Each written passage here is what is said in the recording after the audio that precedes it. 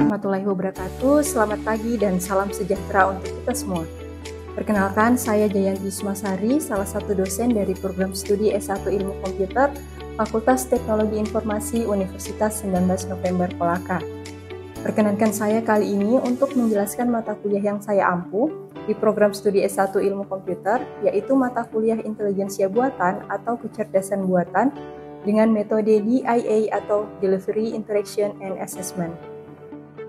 Video ini dibuat dengan tujuan untuk memenuhi salah satu persyaratan sertifikasi dosen tahun 2024, yaitu pernyataan diri dosen dalam unjuk kerja Tridharma Perguruan Tinggi atau PDD-UKT-PT, khususnya di aspek pengajaran. Saya akan memulai untuk menjelaskan deskripsi dan informasi umum dari mata kuliah Intelijensia Buatan. Mata kuliah Intelijensia Buatan merupakan mata kuliah wajib bagi mahasiswa semester 4 pada program studi Ilmu Komputer Fakultas Teknologi Informasi Universitas 19 November Kolaka. Mata kuliah Intelijensia Buatan ini memiliki bobot sebesar 3 SKS untuk 1 semester ke depan. Bahasa pengantar yang digunakan pada mata kuliah ini adalah bahasa Indonesia. Mata kuliah Intelijensia Buatan ini bertujuan untuk membekali mahasiswa dengan pengetahuan konsep intelijensia buatan atau kecerdasan buatan dan berbagai algoritma kecerdasan buatan untuk memecahkan masalah di kehidupan nyata. Pada mata kuliah ini akan dibahas konsep dasar dan contoh aplikasi intelijensia buatan, kemudian bagaimana perumusan masalah, ruang keadaan, dan metode pencarian yang meliputi uninformed search dan informed search atau metode pencarian heuristik, serta beberapa teknologi dalam intelijensia buatan seperti sistem pakar, logika fuzzy, jaringan syarat tiruan, dan algoritma genetika. Adapun capaian pembelajaran lulusan atau CPL program studi S1 Ilmu Komputer yang dibebankan pada mata kuliah ini adalah: yang pertama, memiliki pengetahuan yang memadai terkait dengan cara kerja sistem komputer dan mampu merancang dan mengembangkan berbagai algoritma atau metode untuk memecahkan masalah. Yang kedua, mampu mengembangkan sistem untuk memecahkan masalah nyata baik secara mandiri maupun berkelompok sesuai dengan kaidah pengembangan sistem. Yang ketiga, mampu merancang algoritma dan mengimplementasikannya dalam kode program. Dan yang terakhir, mampu menganalisis permasalahan serta membangun solusinya. Sedangkan untuk capaian pembelajaran mata kuliah atau CPMK pada akhir perkuliahan ini yaitu: yang pertama, mampu menunjukkan sikap yang menjunjung nilai, norma, dan etika akademik. Yang kedua, mampu memahami konsep intelijensia buatan atau kecerdasan buatan dan menganalisis penerapan kecerdasan buatan di berbagai bidang serta mengidentifikasi peluang, tantangan, dan dampaknya. Kemudian yang ketiga, mampu memahami konsep masalah dan ruang masalah serta mengimplementasikan metode pencarian dalam contoh kasus. Dan yang terakhir, mampu memahami konsep dasar dari beberapa teknologi dalam kecerdasan buatan seperti sistem pakar, logika fuzzy, jaringan syaraf tiruan, dan algoritma genetika, dan mengimplementasikan teknologi tersebut untuk memecahkan masalah nyata. Referensi yang digunakan di mata kuliah intelijensia buatan ini beragam, di antaranya e-book Artificial Intelligence, A Modern Approach, e-book Fundamentals of Artificial Intelligence, dan buku Kecerdasan Buatan, Teori, Algoritma, dan Implementasinya. Serta masih ada beberapa sumber pustaka seperti paper hasil penelitian terkait kecerdasan buatan yang bisa dijadikan sumber referensi di mata kuliah ini. Model pembelajaran di mata kuliah intelijensia buatan ini adalah blended learning, di mana pembelajaran dilaksanakan secara sinkronus dan asinkronus dengan menggunakan metode pembelajaran aktif yang mengutamakan peran dan keaktifan mahasiswa dalam proses pembelajarannya, yaitu pembelajaran kolaboratif, diskusi kelompok kecil, dan penugasan berupa studi kasus berbasis proyek. Pembelajaran mata kuliah intelijensia buatan ini dilaksanakan selama 16 pertemuan, di mana 7 pekan pertama sebelum ujian tengah semester atau UTS, lalu 1 pekan UTS, lalu 7 pekan sebelum ujian akhir semester atau UAS, dan pekan UAS. Metode pembelajaran yang digunakan bergantung pada bahan kajian atau materi pembelajaran yang akan disampaikan. Misalnya seperti pekan sebelum UTS akan menggunakan metode blended learning, dan pekan sebelum UAS akan berfokus pada diskusi kelompok dan pembelajaran berbasis proyek. Bentuk perkuliahan sinkronus dilakukan secara tatap muka di ruang kelas ataupun menggunakan tools web conference seperti Zoom dan Google Meet. Sedangkan perkuliahan secara asinkronus dilakukan melalui WhatsApp group atau forum diskusi pada Google Classroom untuk memfasilitasi mahasiswa dalam berdiskusi perihal mata kuliah intelijensia buatan dan penugasan baik secara mandiri maupun berkelompok. Asesmen atau evaluasi hasil pembelajaran mata kuliah intelijensia buatan diperoleh dari kuis interaktif, penugasan, diskusi kelompok, UTS, dan UAS. Kuis interaktif dilakukan menggunakan platform Quizizz untuk memasukkan unsur gamifikasi dalam pembelajaran. Penugasan terstruktur, baik mandiri maupun berkelompok dilakukan sebanyak 3 kali. Lalu diskusi kelompok, di mana penilaiannya didasarkan pada rubrik diskusi yang di dalamnya memuat keaktifan setiap anggota kelompok. Kemudian penilaian UTS dilakukan menggunakan rubrik MCQ atau Multiple Choice Questions, dan UAS dilakukan menggunakan presentasi final project setiap kelompok. Pembobotan setiap bentuk evaluasi hasil pembelajaran adalah kuis interaktif dan tugas baik mandiri maupun kelompok sebanyak 30%, UTS sebanyak 30%, dan UAS sebanyak 40%, dengan total pembobotan hasil evaluasi pembelajaran sebesar 100%. Demikian informasi yang bisa saya sampaikan mengenai mata kuliah intelijensia buatan untuk mahasiswa program studi S1 Ilmu Komputer Fakultas Teknologi Informasi Universitas 19 November Kolaka. Berikutnya merupakan cuplikan dari proses pembelajaran yang saya laksanakan secara sinkronus tatap muka di ruang kelas. Selamat menyaksikan. Oke, bismillahirrahmanirrahim. Assalamualaikum warahmatullahi wabarakatuh. Waalaikumsalam warahmatullahi wabarakatuh. Ya, pada hari ini kita ketemu lagi dalam kelas intelijensia buatan atau kecerdasan buatan atau artificial intelligence. Bersama saya Jayanti Yusmasari dalam mata kuliah 3 SKS untuk semester 4. Mungkin baiknya sebelum kita mulai pembelajaran kita hari ini, kita mulai dengan berdoa. Oke, silakan berdoa menurut agama dan kepercayaan masing-masing. Berdoa dimulai. Oke, doa selesai. Saya ingatkan kembali, ini adalah kontrak kuliah kita pekan lalu.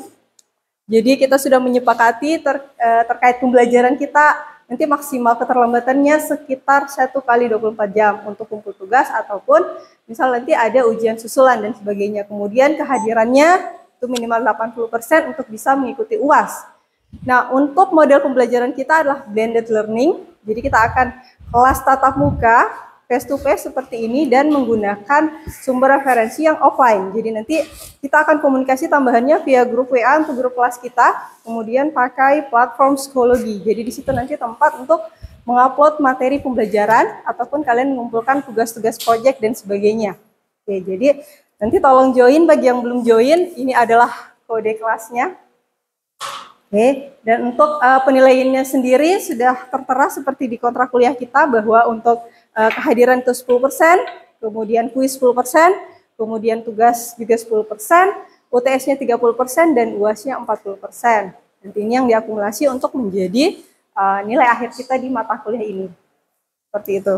Jadi untuk mungkin rekan-rekan yang tidak datang pekan lalu pada saat kita kontrak kuliah. Jadi saya flashback kembali.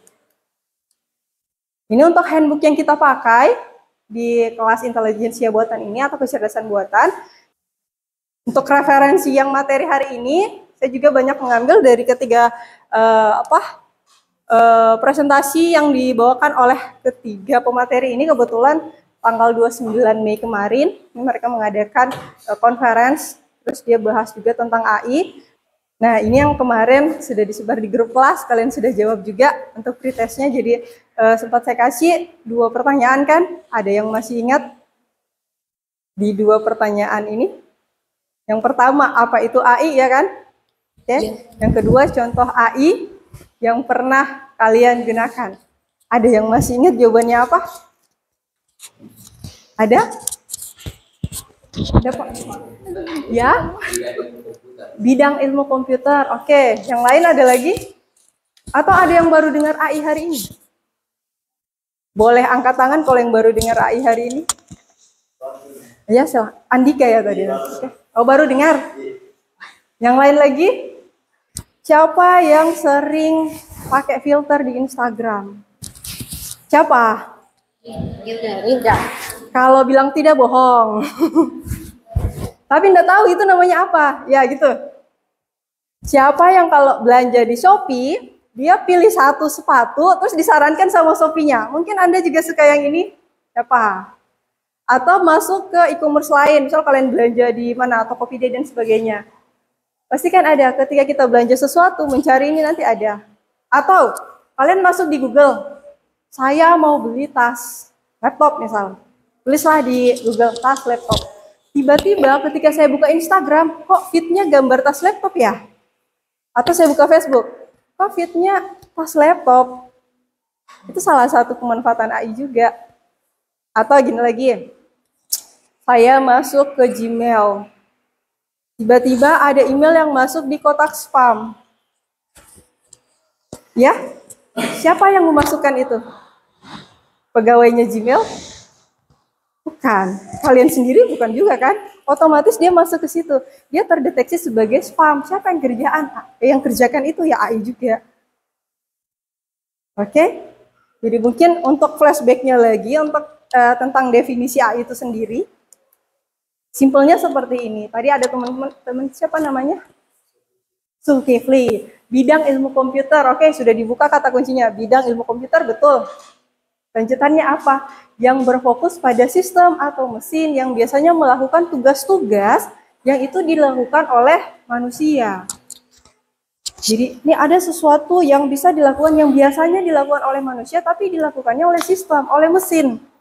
Itulah kecerdasan buatan. Kalau misal kita potong kalimatnya kayak gini. Melakukan tugas-tugas yang biasanya memerlukan kecerdasan manusia, tapi kita tidak sebut sistem atau mesin. Itu kecerdasan alami berarti. Kita kan melakukan kegiatan kita pakai kecerdasan. Coba kalian berpikir sejenak, 5 detik saja. Mulai sekarang, 5 detik saja. Tutup mata, tutup, 5 detik. Buka. Siapa yang buka matanya kalian? Kita sendiri. Otaknya kita yang bergerak, suruh matanya untuk terbuka. Itu kecerdasan alami. Kenapa? Pada saat kita lahir kita sudah punya itu. Tapi komputer ini dia tidak punya kecerdasan. Ketika kita masukkan kecerdasan di dalamnya, itulah disebut dengan kecerdasan buatan.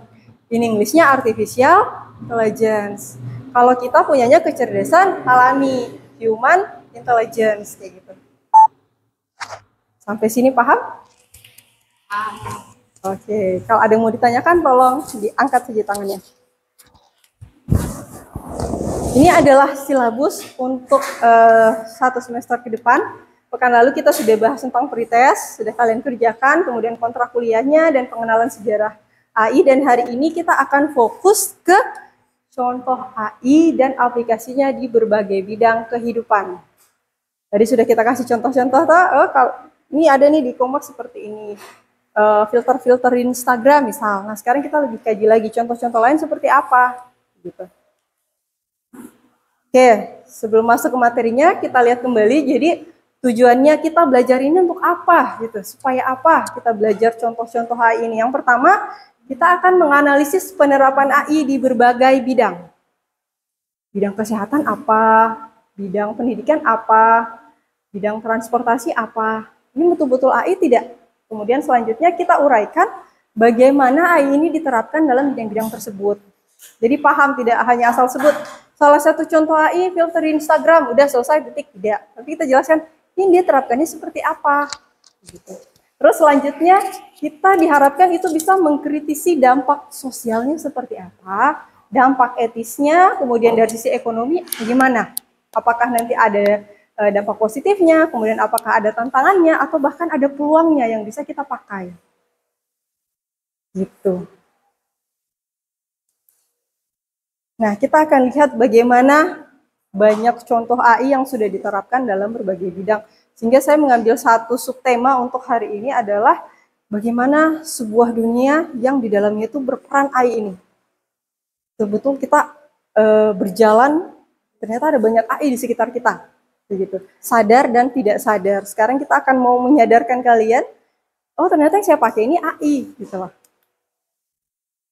Oke, ini adalah perkembangan AI dari awal dia mulai istilahnya apa ya, digarap di tahun 1763 ketika ada suatu metode yang sampai sekarang masih dipakai, teorema Bayes.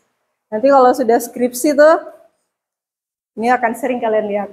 Kalau kalian jalan-jalan ke perpustakaan mungkin lihat skripsinya senior, teorema Bayes pasti masih dipakai. Padahal ini ditemukannya 1763. Itu awal kemunculan AI, Artificial Intelligence. Awalnya dia dibuat untuk membantu pekerjaan manusia.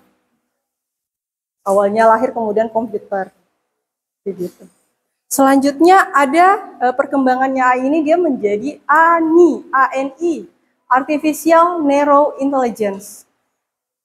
Nah, ini mulai berkembang pesatnya pada saat November 2022, saat ada yang sedang gempar-gemparnya di situ aplikasi. Mungkin kalian sudah sering pakai juga? Ya, oke. Kemudian nanti perkembangan selanjutnya adalah AGI, Artificial General Intelligence. AGI sebenarnya kalau Indonesia. Oke, ini mulai tahun 2023 berkembang pesat juga. Kita mulai kenal dengan istilah multimodel.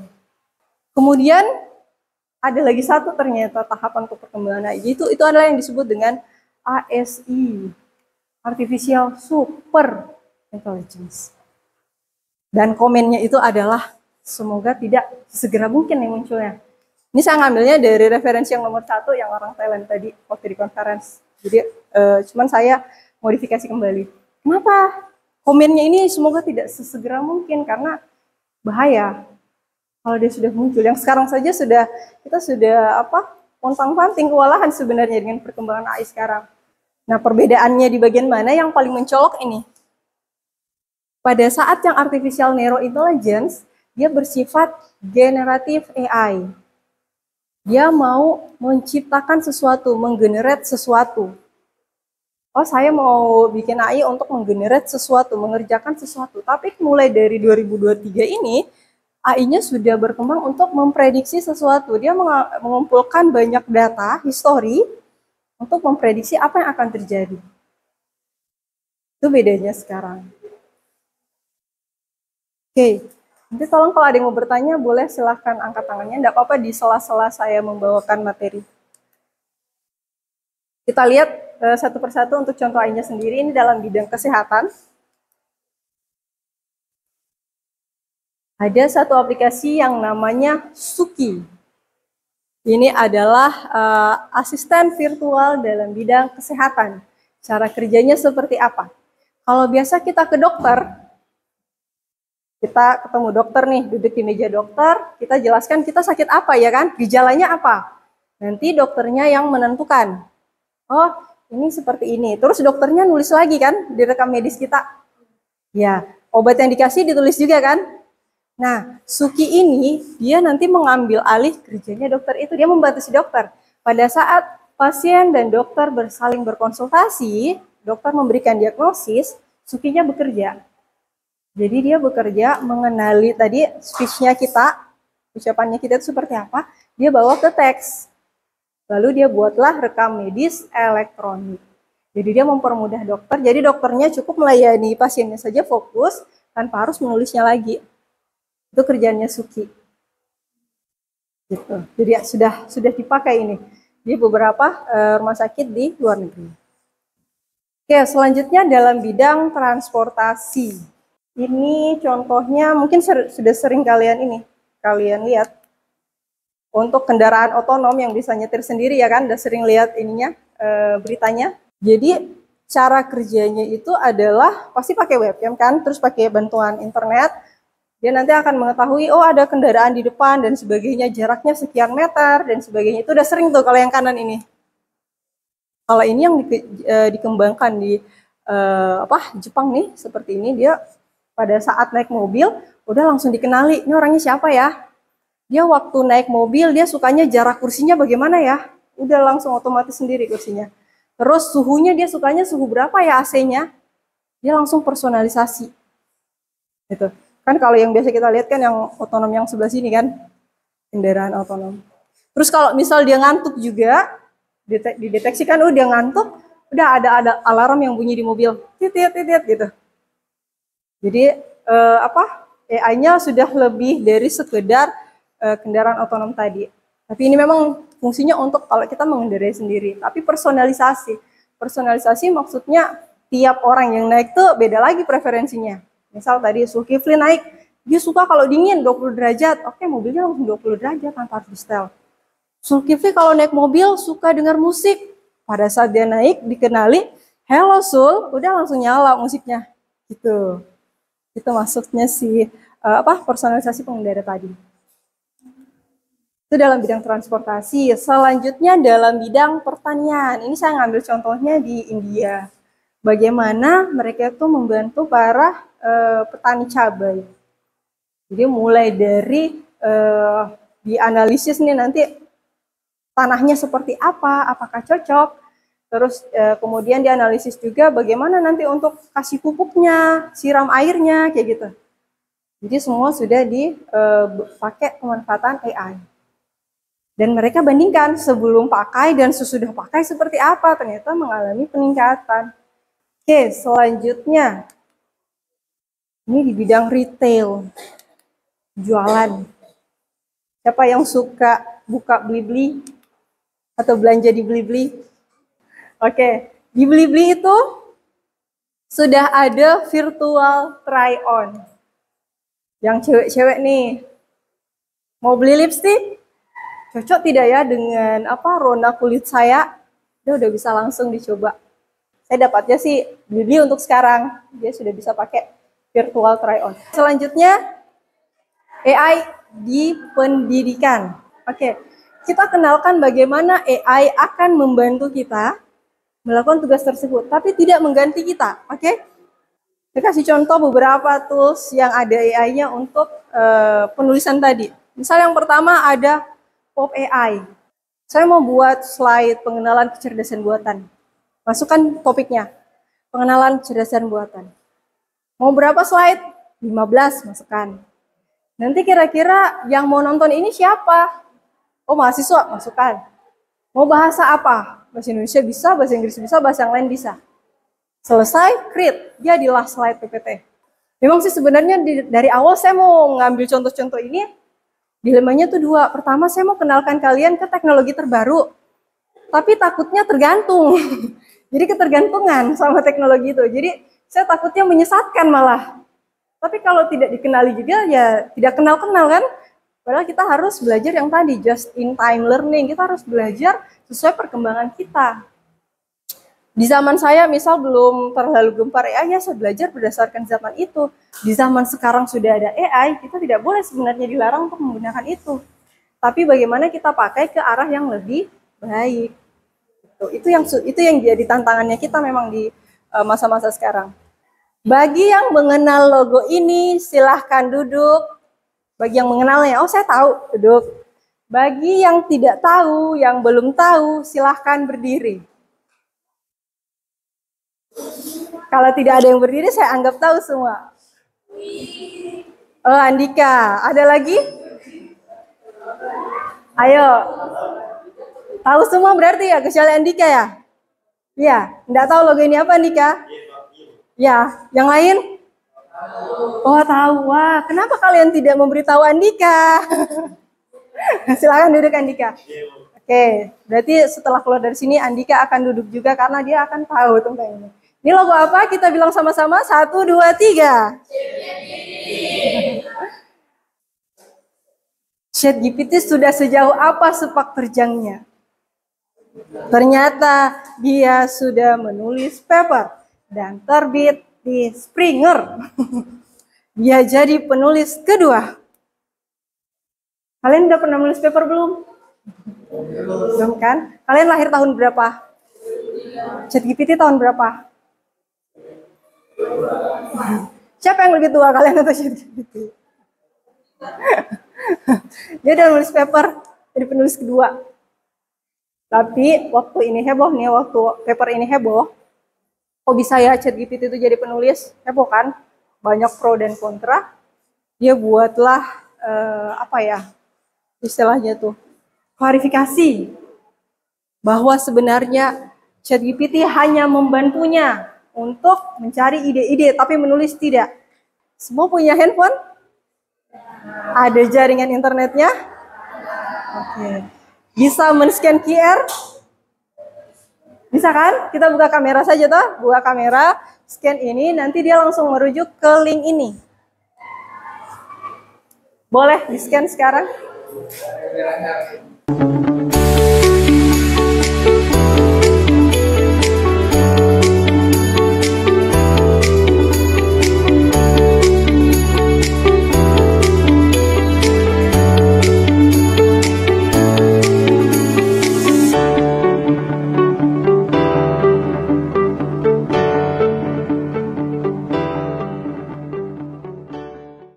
Untuk menutup pertemuan hari ini, saya berikan pantun. Jalan-jalan ke Samarinda, jangan sampai pusing kepala. AI dicipta untuk meniru Anda, jangan sampai Anda meniru AI pula.